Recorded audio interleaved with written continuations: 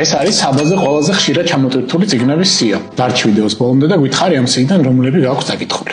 პირველი, ადამ გრანტი, კიდევ დაფიქრდი. დარწმუნებული ხარ, რომ სწორად ფიქრობ? ადამ გრანტი გვასწავლის სწორი აზროვნების ძალას, რომელსაც შეუძლია მნიშვნელოვანი ცვლილებები გამოიწვიოს. მეორე, მარკ მენსონი, ფეხების და დაკიდების ნატიფი ხელოვნება. ცხოვრება ყოველთვის პოზიტიური არ არის. მარკ მენსონი გვასწავლის, როგორ მივაქციოთ ყურადღება მხოლოდ იმას, რაც მართლა მნიშვნელოვანია. მესამე, ჭაბუ ამირეჯიბი, დათა თუთაშხია.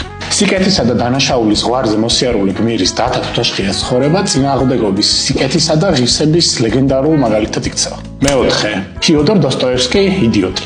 რა ხდება, როცა გულწრფელი სიკეთე ეჯახება სასტიკ რეალობას? დოსტოევსკი გვაჩვენებს ადამიანის ბუნების სიღრმეს, სადაც სისულელე შესაძლოა სიწმინდესაც ნიშნავდეს. მეხუთე, ატომური ჩვევები, ჯეიმს კლეარი. წვრილმა ცვლილებებს შეუძლია დიდი გარდატეხა გამოიწვიოს. ავტორი გვასწავლის, როგორ ჩამოიყალიბოთ ჩვევები, რომლებიც მნიშვნელოვან გარდატეხას შემოიტანს. მეექვსე, პოზიტიური აზროვნების ძალა, ნორმან ვინსენტ პილი.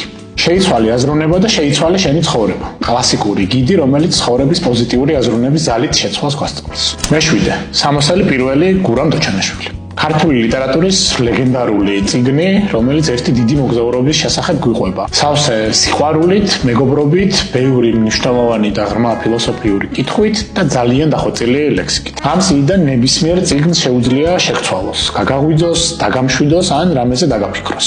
ყველა ეს წიგნი ხელმისაწვდომია საბარ იდერზე. აირჩიე შენი ფავორიტი და დაამატე დღესვე.